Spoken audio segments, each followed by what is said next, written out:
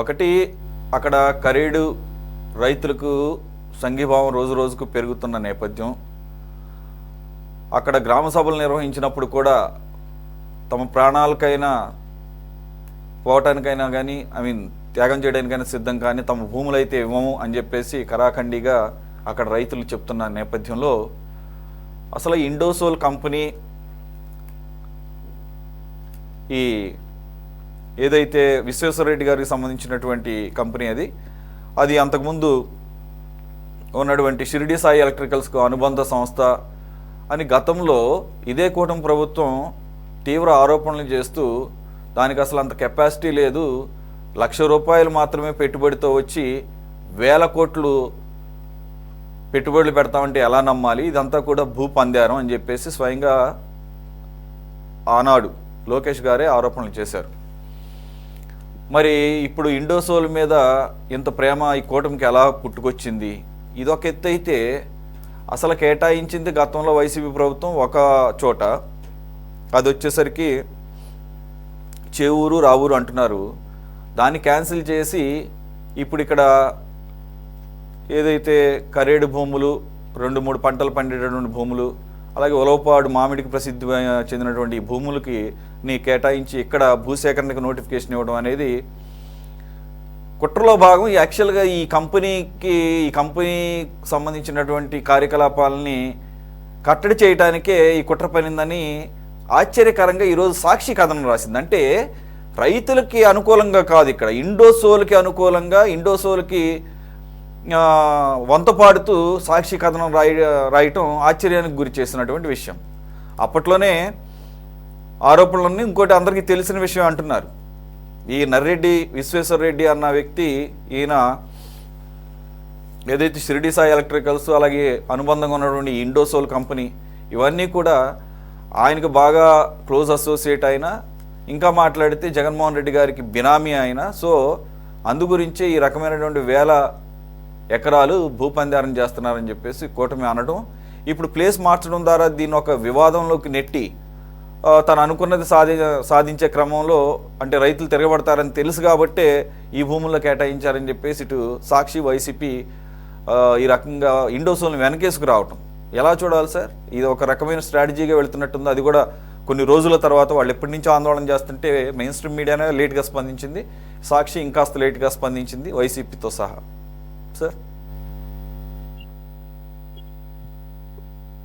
ఇప్పుడు గత ప్రభుత్వ పరిపాలనలోనే అది మంజూరైంది. అప్పుడు 8,000 ఎకరాలు దానికి అవసరమా కాదా అన్నది ప్రభుత్వ అధికారులు ఏమైనా నివేదిక ఇచ్చారా, ఎంత అవసరమని? అలా ఏం జరగదు. ఎందుకు అంటే ఇతను మా వాడు, అతను ఏమడిగినా అతనికి బెనిఫిట్ చేయాలి, చేసేద్దాం. ఏమడుగుతున్నాడు? అక్కడ 8,000 ఎకరాల భూమి లేదు, ప్రభుత్వ భూమి తక్కువ ఉంది, మిగతా భూములు రైతుల నుంచి సేకరించాలా? సేకరించమనండి అంటే జగన్మోహన్ రెడ్డి గారి తీరు చెప్తున్నాను నేను. ఇప్పుడు అలా ఎందుకు మనవాడని వచ్చింది అంటే, ఎవరైతే షిరిడి సాయి ఎలక్ట్రికల్ ఓనర్ ఉన్నాడో ఆయన కడప జిల్లా కమలాపురం ప్రాంతం వాడు. మీరు అన్నట్టు ఆ సంస్థ మొదట అసలు ఆ సంస్థే లేదు, తర్వాత పుట్టింది. పుట్టిన సంస్థ ఉన్న ఫలంగా అన్ని విధాలుగా ఆ 3-4 సంవత్సరాల్లో ఎదిగింది. మీరు నమ్మరు, అక్కడ ఎవరైతే షిరిడి ఎలక్ట్రికల్ సాయి ఓనర్ ఉన్నారో అబ్బాయి, వాళ్ళ తండ్రి ఆయన పక్కా బీజేపీ. తండ్రి చనిపోయాడు, లేడు. ఈ అబ్బాయి కేవలం వ్యాపార సంస్థల కోసం, తండ్రి గుణం జీర్ణించుకోలేదు అతను, కేవలం వ్యాపార సంస్థల కోసం ఆయన వైఎస్ఆర్సీపీ పంచాయతీ చేరాడు. చేరి సంస్థల్ని అభివృద్ధి చేసుకున్నాడు. ఇది ఇప్పుడు ఇండోసోల్ అనేది కూడా అతనికి సంబంధం లేదు అంటే ఎవరు నమ్మరు. ఖచ్చితంగా అది ఆయనకి సంబంధం ఉంది. ఉంది కాబట్టే గత ప్రభుత్వంలో ఆయనకు 8,000 ఎకరాలు కేటాయించి ఇవన్నీ చేశారు. ఇప్పుడు ఆ ఇండోసోర్ కంపెనీ అక్కడ పెట్టకూడదు అని ఎందుకు వ్యతిరేకిస్తారు వైఎస్ఆర్సీపీ వాళ్ళు?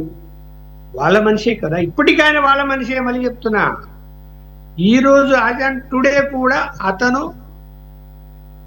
ఆ వైఎస్ఆర్సీపీకి సంబంధించిన మనిషే. మరి ఎందుకు ప్రస్తుత ప్రభుత్వము దాన్ని కంటిన్యూ చేస్తున్నది? నీ రెడ్ బుక్ ఏమైంది? ఎందుకు కంటిన్యూ చేస్తున్నారు వాళ్ళని? ఎందుకు రద్దు చేయకూడదు? ఎందుకు ఎక్కడన్నా ఒకవేళ ప్రభుత్వ భూములు ఇప్పుడు సోలార్ యూనిట్స్ రావాలి, ప్రజలకు అందుబాటులో తక్కువ రేటుకు విద్యుత్ సరఫరా కావాలి, దానికి దాన్ని నేనే తప్పుపట్టను. అక్కడ కాదు ఇంకో చోట పెడతారు.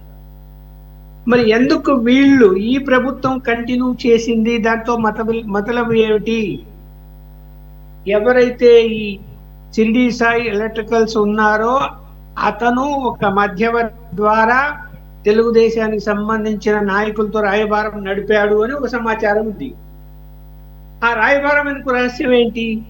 ఆ కడప జిల్లా వాళ్ళే అది రాయబారం కూడా నడిపింది, ఆయన సామాజిక వర్గ వాళ్ళే నడిపింది. దాని చిదంబర రహస్యం ఏంటి మరి? అది కాదండి. ఒకవైపు రెడ్ బుక్ చూపారు, వాళ్ళని మేము దగ్గరికే రానియము, వాళ్ళ సంగతి చూస్తాము అన్నారు. అక్కడ రైతులు వ్యతిరేకిస్తున్నారు. మీకు అవకాశం ఉంది దాన్ని రద్దు చేయడానికి.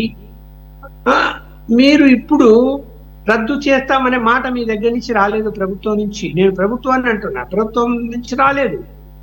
ఎందుకు రాలేదు మరి? దాని వెనక ఉన్నది ఎవరు? ఆయన ఏ స్థాయికి వెళ్ళాడు? ఎంత ఎలక్ట్రికల్ కు సంబంధించినటువంటి అనేక వాటిల్లో అతని పాత్ర చాలా ఉంది. ఇంకా ఏది సిద్ధి ఎలక్ట్రికల్ ఏదైతే ఉందో వాళ్ళ యొక్క పాత్ర చాలా ఉంది. చాలా వాటిల్లో ఇంకా ఉన్నారు వాళ్ళు తప్పు చేసి. అవన్నీ ఏమైపోయినాయి? వాటి బయటికి రావడం లేదే. ఇవన్నీ కూడా చర్చించాల్సిన అవసరం ఉంది. ఖచ్చితంగా అక్కడ రైతుల యొక్క మనోభావాల్ని ముందు గౌరవించాలి. రైతుల భూములు మేము ఇవ్వము అని అన్నప్పుడు బలవంతంగా సేకరించకూడదు, ఇది చట్టం చెప్తుంది. ఈ చట్టానికి వ్యతిరేకంగా మీరు వ్యవహరించడానికి వీలు లేదు. మీరు అంత ప్రేమ షిరిడి సాయి ఎలక్ట్రికల్ మీద చూపించాల్సినటువంటి అవసరం లేదు. ఇది నా అభిప్రాయం.